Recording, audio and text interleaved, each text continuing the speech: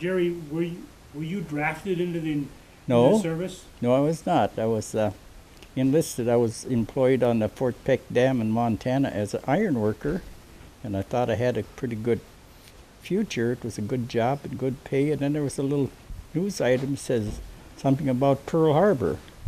So that was the start of it. I enlisted in the Navy, went down to, for the duration, went down to Great Lakes for a boot camp, they call it. Right. Mostly it was a funny haircut and funnier clothes, lots of needles, instructions on how to stay alive when you get shot at. Put on a troop train and sent up to a shipyard in Orange, Texas. That's right along the Sabine River, Louisiana. There they were building the Fletcher type destroyers, 2,200 ton, 300 foot long destroyer, and twin stacks, knots, about 31 knots, high speed. It was equipped with 5-inch, 105 millimeters, one twin 40, two 20 calibers, 10 torpedoes, depth charges port and starboard and aft, and then with the 5-inch, yeah, the one of the best guns in World War II. And when you left boot camp, where did you? First of all, where were you born at? What town? What state? Minnesota, Windsor Township, 1922. Where's Winters Township? Windsor. Oh, where is that? That's right north of Gonvick, about 5 miles. Okay. Now, when you left boot camp, what was your next assignment? It was on that. It sent me on to Orange, Texas, to be a member of the destroyer. And where was the destroyer located, on the east or west coast? It was on Orange, Texas, would be on right on the Sabine River between East Texas and Louisiana. They had a big shipyard there. Okay, and then once you were there, did you ship out right away? No, we had to commission a ship first, put it in commission, so we were known as plankers then, the first ones aboard that ship. And then got introduced in each other and got ready for the ocean. Then we left. Do you remember what year that was? About, must have been 42, I guess, first part of 42. Pearl Harbor just started. Just started, okay, naturally. Now, once you were on ship, it was on its way, where did the ship go? Well, we went down the Sabine River into the Gulf of Mexico, then down to Guantanamo Bay, Cuba, for they called it a shakedown. We were there for about a week to see what the ship was made of. Really put it through the ringer. Turned out okay.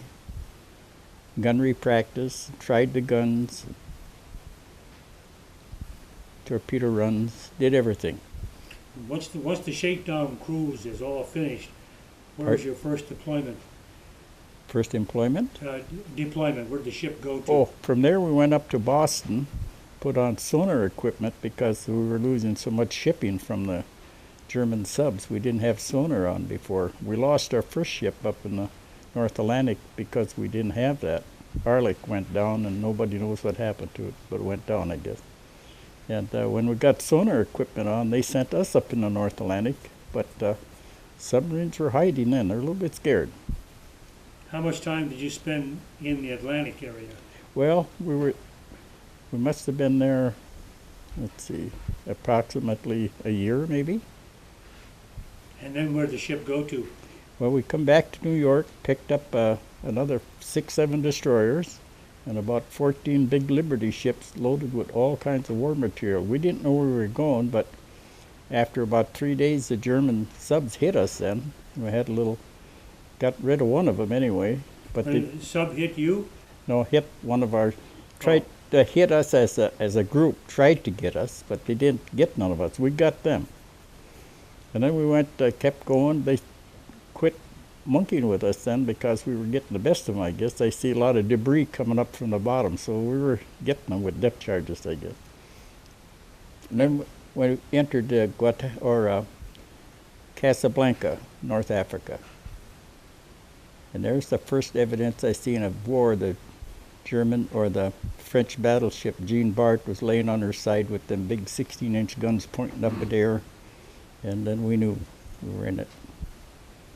Well, where was your next stop once you left that? Well, where were you steaming to? Well, after we stayed there 3 days until they got unloaded, and then the troop transport came in, then they sent us over to for 2 days of rest. They opened up the submarine nets at Rock of Gibraltar. We went inside there and closed the nets so we were safe, and then just spent 2 days relaxing and sleeping and catching up on our food. And then from there, we went back into the Atlantic to a terrible storm back to Boston. Then from Boston, we got refitted, fitted with all our material that we needed, and down to the Panama Canal, then through the canal into the Pacific. Then we were in real trouble. Why was that? Well, first of all, we had to escort. We had a big ship there to escort to Guadalcanal, and it took 28 days to get there because it only made about 4 knots, and then we made we must have made 3,000 miles to get it there, and we must have made 20,000 miles protecting it, going around looking for submarines, but we made it okay. And what was the destination for all these ships now, once you got through the canal? It was to take the Solomons from Guadalcanal right up to Rabaul and Bougainville. The Japanese were still very, very strong in the Solomon. And what did your ship do? Fire on the islands, or? Yeah, bombardments, a lot of bombardments and the sea battles. We had 20 sea battles. That's what the records show, 20 sea battles.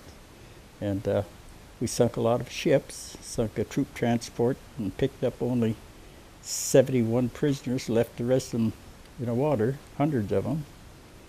And did bombarding. Bougainville, that was, I guess I had a little compassion for that night. About 3 o'clock in the morning, they just landed about 3 dozen airplanes, and Halsey had told us to go up there and try to knock them out, and we did. But we had 3 destroyers, and them 15 guns all went off at once. First we took the hospital, and we took the sleeping quarters, and then the living quarters, and then the airplanes, and the fuel. Which island was this on? Bougainville. Bougainville. That So was what just- happened to the prisoners you picked up? Well, we took one, jumped over the side. I seen him make suicide. He pointed up in the air, and I looked up too. I was sitting on my gun up there, and looking for an airplane, and he run back, jumped right over the fantail. Suicide. The others, when we got back to Canal, we gave them to the Marines. Oh, okay. Now, where did you go next when you were through in the Solomon Islands? Well, we went up next to Saipan, and then it was Guam, and then it was Iwo Jima, one right after another. And the ship was used for what? To fire bombardment? Yeah, mostly that, and sinking other ships, airplanes, and everything. We fired about 16,000 rounds out of it, so wore the guns out, You wore the guns out? wore the riflings. Yeah, Wow. they had to replace them back in Minneapolis. What happened on Iwo Jima? How much time did you spend there? A month. A month offshore? Yeah, we were bombarding. They'd have a big gun to come out and shoot at us, and then we'd try to take it out. And we said we'd taken out about 90% of the artillery, but that wasn't true because what they had, their guns were on tracks, and Iwo Jima's a big rock, and they had caves back in there, and the guns come out on tracks, and they'd shoot at you, and then they'd go back in, and you'd shoot at them, but they weren't there. They were disappeared back on those railroad tracks. So you were there for a month, and then you left because the Marines took over then? Or what? Yeah, Marines landed then, yeah. And then that battle was won? Yeah. And you left, okay. Yeah. Then I went back to the States. The ship was wore out. She'd had about pretty 200,000 miles on it. The guns were wore out. Men were wore out. And got refurnished in San Francisco. But I didn't go back with the ship. I stayed in the States. And I trained then for the occupation of Japan. They knew they were going to occupy Japan, so I was one of those they kept back to train for that. It was a lot of water and barbed wire and tough duty. Tough duty in the training, or? Yeah. Mm-hmm. Okay. And then I went back to, took a ship back to Hawaii. From Hawaii, I took an airplane back to Okinawa. And we sat in a tent there, 12 of us, with M1 carbines and the lieutenants, waiting for the orders to invade Japan. There was about 200,000 of us ready. And then they dropped a couple of those, what they call A-bombs. Yes. And that was the end of the war. I went over there. I was at liberty to do so because I was part of that force. And that was terrible. Everything was cremated. And I picked up a thyroid problem from it, I guess. Now you went into Japan from the ship after the A-bombs dropped? Yeah. How long after? Well, it was within a week, about a week, I guess. Okay. Because I was on Okinawa then, on land. We took a little boat over there, went across the harbor. Into what, Tokyo, or? No, Hiroshima and Nagasaki, where the bombs were dropped. And you were there, what, a couple of weeks after the bombs, or? Yeah, about a week afterward, 10 days maybe. Everything was cremated. It was terrible. What was your duty as an occupier? Well, it was to occupy. We were supposed to just take over whatever we were in front of us. But that, when the Japanese surrendered, that was no more of that. Then it was occupation. Yeah. You trained for demolition work? Well, yeah, to destroy Thank you. PT boats is what our object was. They had a dozen PT boats that we were supposed to take out, I guess. The dozen of us. I have some notes here, and I remember this guy, Poppy Borington. Oh, Pappy Boynton, Poppy yeah. Borington. What do you know about him?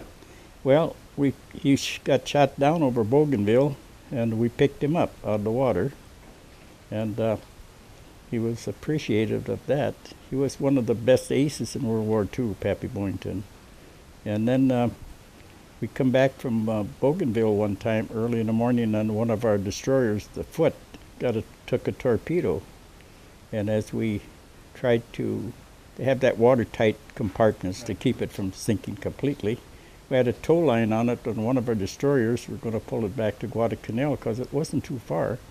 And all of a sudden here the Japs hit us with the airplanes, fighter planes. And then all of a sudden we seen dogfights up there. There was Boynton. He was after them. It wasn't long before they were gone. So this is after you rescued him the first time? He went back? Oh, yeah. He'd been back in his camp again, yeah. He was in Guadalcanal? No, he was on the tail end of New Guinea. They had on the south end of New Guinea, they had a little airfield there for him and his outlaws. They give them all bad people, you know. Well, did you pick him up with your ship? Yeah. Mm-hmm. Okay, and you brought him to Guadalcanal. And then Then they picked him up and took him back to his unit, and his unit, in the air. yeah, over in southern. Now, that torpedo you talked about, did that hit your ship or one of? No, it hit the Foot, not our ship. It's the foot of your ship. Pardon? You hit the Foot. What's that mean? That means it's the name of the ship. Oh, okay. Foot. It hit it in about 1/3 of the back end, so they killed about 100 of them in there, I guess. But we got it back to Guadalcanal anyway. What's that you can talk about?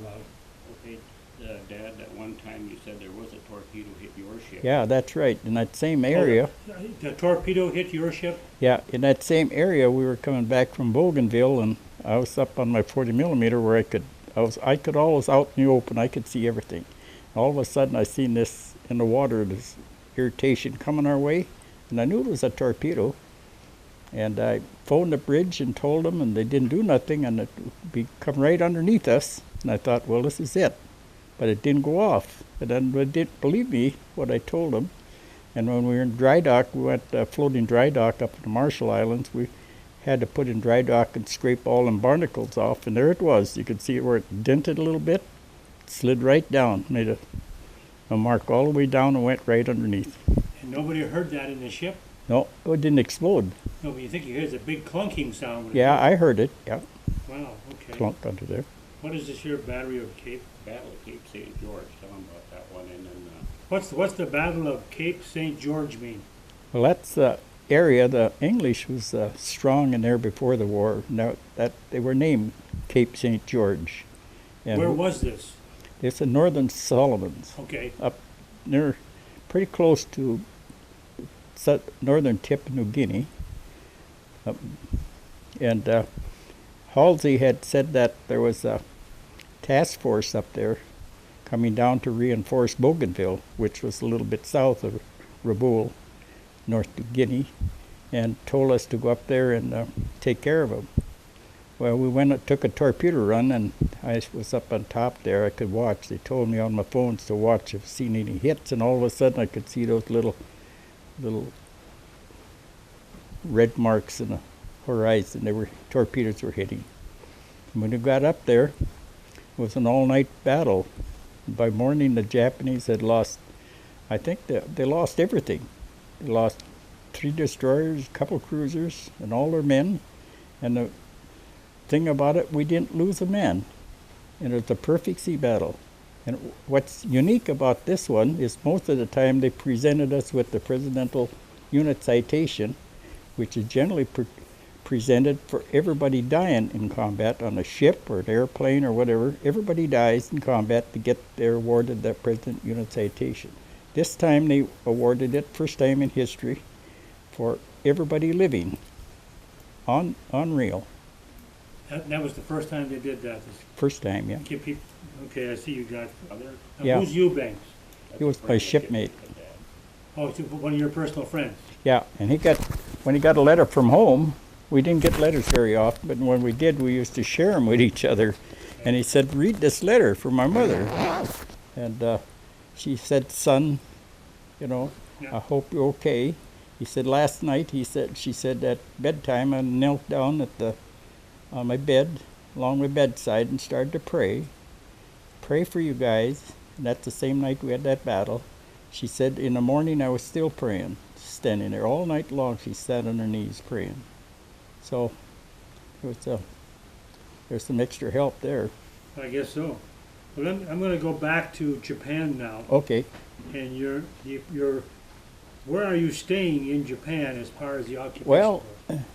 as soon as the war was over with, I went down to get my discharge papers because I had signed up for the duration. And Wait a minute now. You were in Japan for Yeah. how many weeks? 6 months. 6 months. Yep. Where did you stay when you were there? Well, at first they put us on a ship with a large pontoon on it that was real large, had a diesel engine on it, and it would house about 8-10 people, houses on there, little compartments to sleep on. And they put us on a ship, sent us up to Hakodate in the Hokkaido Islands. That's that little stretch of Japan between Japan and Alaska. And they said, "You're going to be a port director up there." And they dumped us off with no officers, no food, no doctor, no cook, no nothing, just a bunch of tin cans and 10, 12 of us young kids. And they told us to go over and put up a port director office. And when MacArthur and his troops come in, we were supposed to be acquainted enough to guide them around or tell them where to go. And that's where we stayed until then they sent me back to Tokyo and put me in a port director office there, which was unreal. I wasn't able to handle it, I guess, but I bluffed my way through. Why weren't you able to handle it? Well, a ship would come in from the Philippines and they'd say, they'd tell us the name of it. And we want dockage for or a buoy for 3-4 days, and we'd draw on about 21 feet of water, and you give us the right position. And then I'd have to phone back. I had a map in front of me, and then I'd look and I'd find a place that I hoped was okay. I'd phone back, and he'd come in and drop anchor. And then there was after my enlistment was up, then I had that 6 months in at Japan. A luxury liner came in from the Philippines, and they wanted to have anchorage, and I told them where to anchor. And I asked them if they said they were going back to San Francisco in 3 days. I said, "Have you got passage for a guy?" "Yeah, they can come aboard," he said.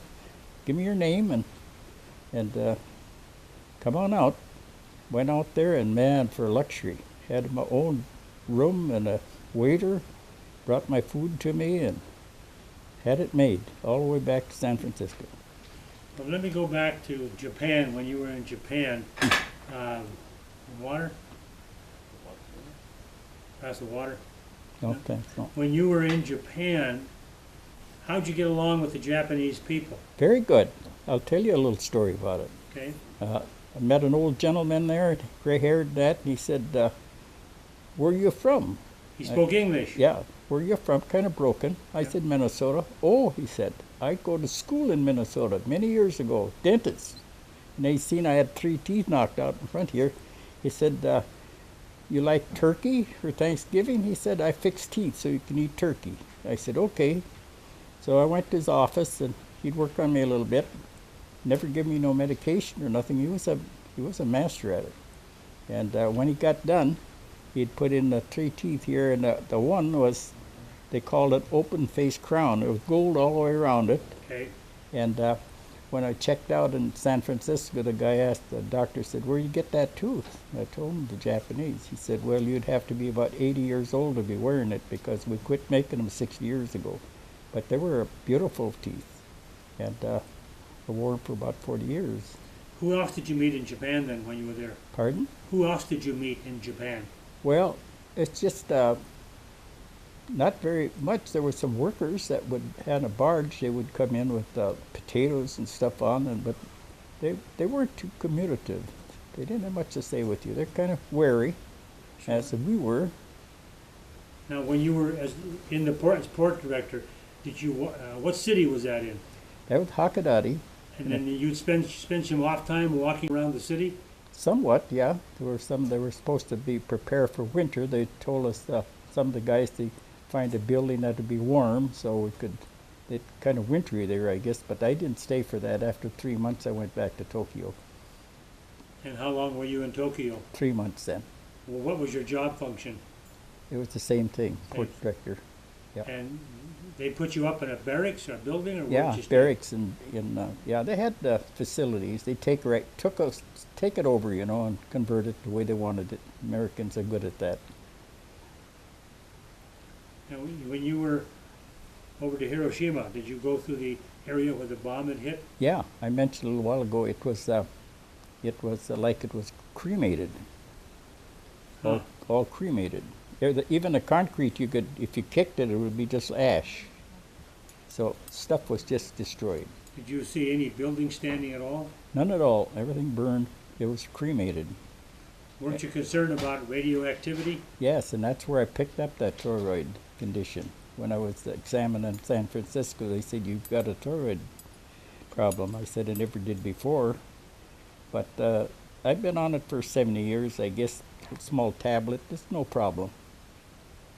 Okay. What do you have in your hand here? This is when we left Panama Canal for Japan, or for the Solomons rather.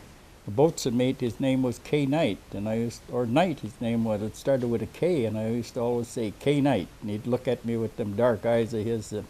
They said he was kind of he'd been in the Navy for 25 years. They said if you stepped on his toes too much, you might be, the next morning at roll call, you might be missing, be over the side. So what is the belt for? Well, he come up to my gun and he said, "I want you to make a belt," he said. He brought in 16, I think about 20-foot long line of fish line. And he said, "I want you to make a belt." And he said, "I'll start you out."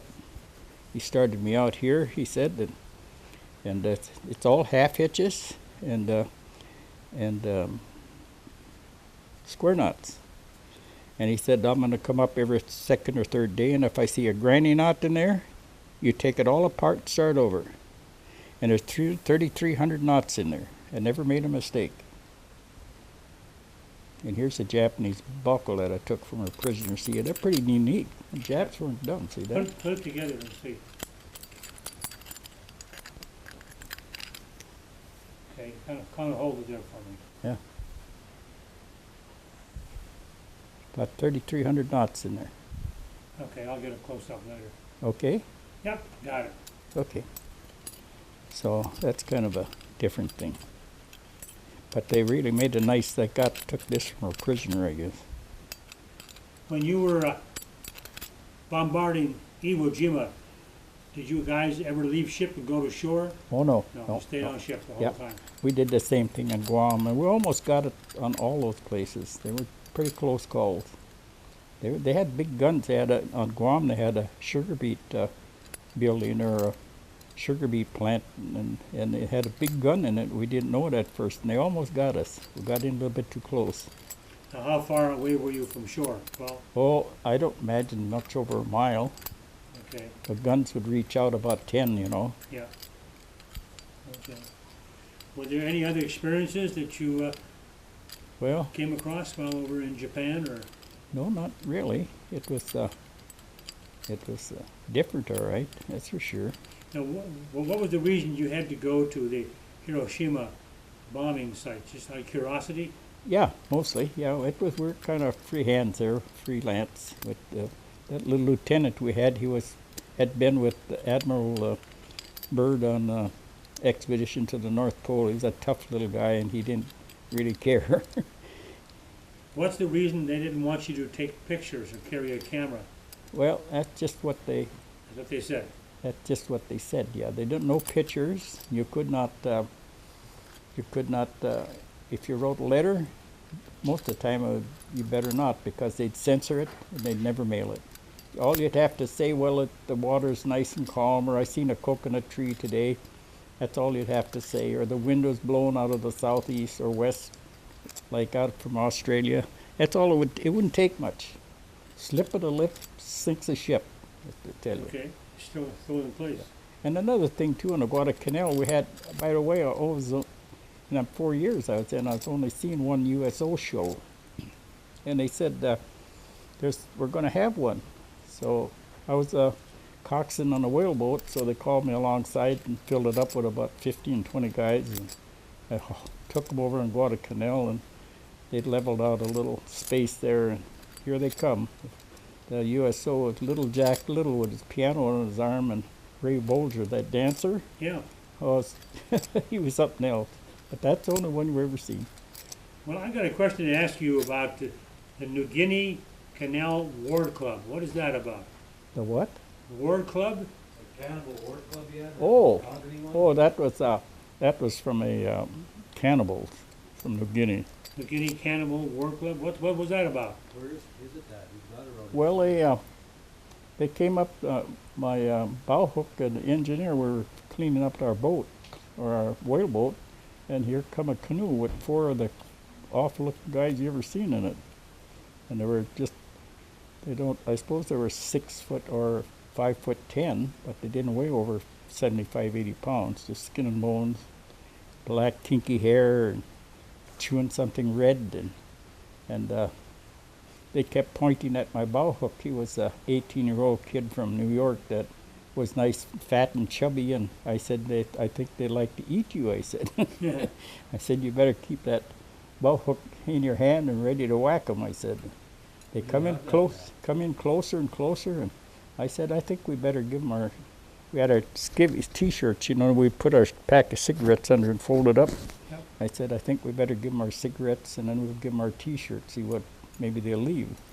So we give them that, and got a little closer, and then he handed me this war club, and it's made out of mahogany. It's I don't know, I had it here the other day. What do you call it, a work club? War club. War club. Kill people with, yeah. Oh, club. Okay, Yeah, gotcha. it was beveled on 4 sides, and then a sharp in front and back, and a hand grip, and it was engraved good. I don't know, they must have used coral, because I don't think they had any knives. And he gave me that, and then they give us a parrot. He was kind of tame. But when we took that parrot up aboard ship then, boy, the old doctor, he got crazy. He said, throw that thing over the side. He's afraid there might be some disease on it, I suppose. So we had to get rid of the parrot. But I kept that war club, but I don't know where it went to. Now, when the war was over and you got back, where did you end up being discharged from the Navy? Oh yeah, I come back to San Francisco, got a physical there, and was told to, given tickets to go back to Minneapolis, Fort Snelling. Got a discharge there, I guess. How much time did you spend at Fort Snelling? Just, I don't think we're about 3 days, maybe. Kind of got back in the routine of the United States. got, and then that was So how many years did you spend then? in Japan. Yeah, I mean in the Navy, 4 years, full year duty, all combat. all combat time.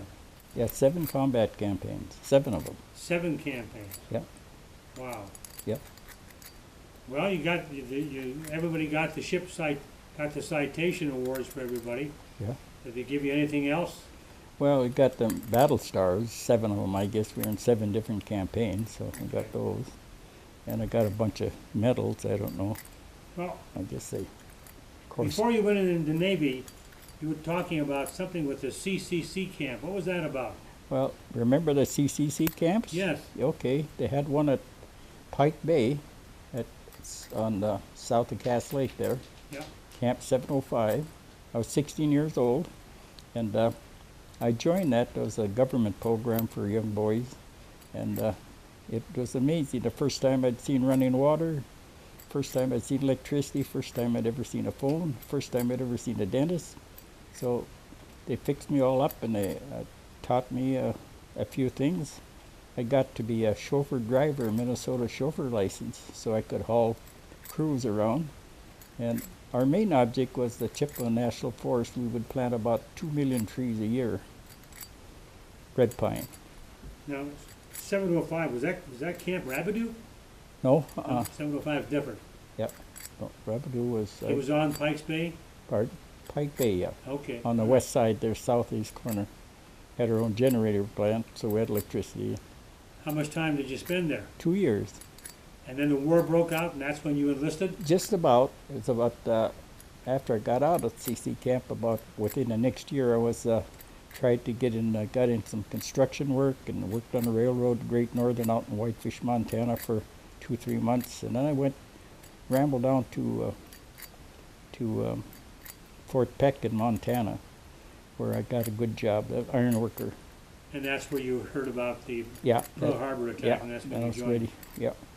I probably could have got, they said they could have got a deferment for me. If I'd have known what I know now, I would have taken it. Okay, what else are we missing we should Well- be talking about? Well, I don't know. The only thing, I guess, when I left the job at Fort Peck, I belonged to the Iron Workers Union, and they said that they would, for every year or whatever I was in the service, it would count towards my standing as a union member. But after the war, I'd have 6 months to come back. Well, when I was in Japan and the war was over, I said, I want to go home now. And they took my records out, and they said, you're not going no place. They forged my extension 6 months. So by the time I got back, that was all over with. So, Why did they want to extend you? Because of the occupation? yeah, I suppose, but they didn't have they should have had my agreement to it. They just forged it. Not very nice. No, I guess not. No. Make you stay in 6 months No. longer. And another experience I had, the Solomons, I would come back from Bougainville, and about 3 o'clock in the morning, we had not seen a thing, and all of a sudden radar picked up something out in front of us.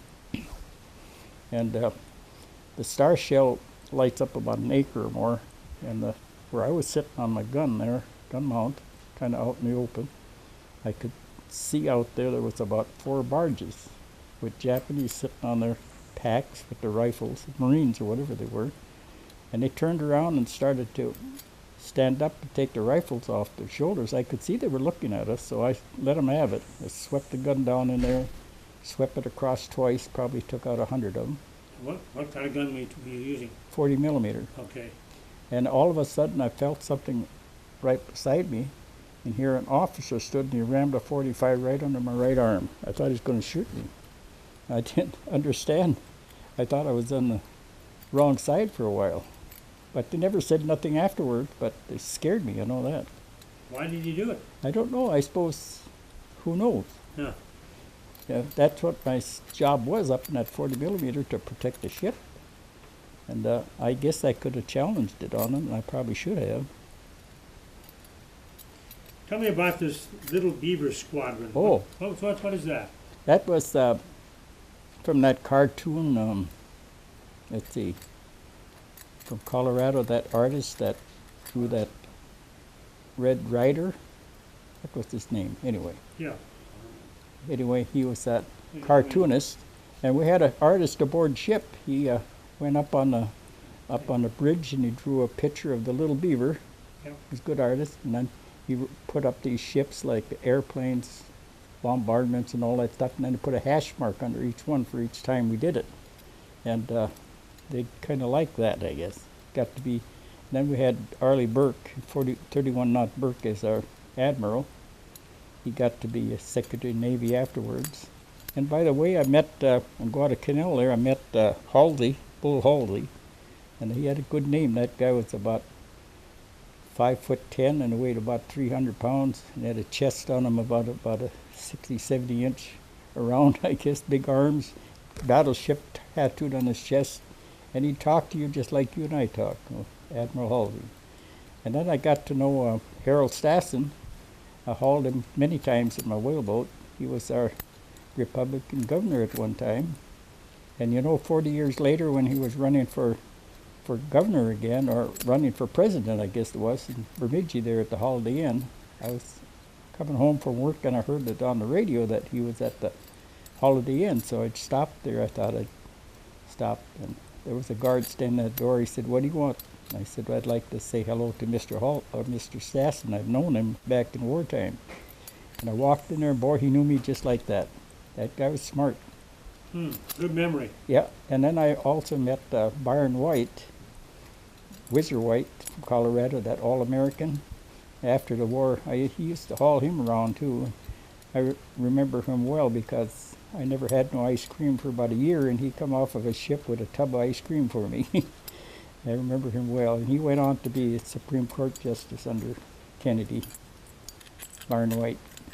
Okay. And by the way, with the 8 destroyers we had, we lost one in the North Atlantic, and then we lost the Foot was torpedoed, and then the Spence was capsized upside down. Only had about in typhoon when it was low on water, Don't cover the microphone. low on fuel. Thank you for taking the time to do this. Thank you for coming. That was appreciate that. Not often that you get a chance to talk about it.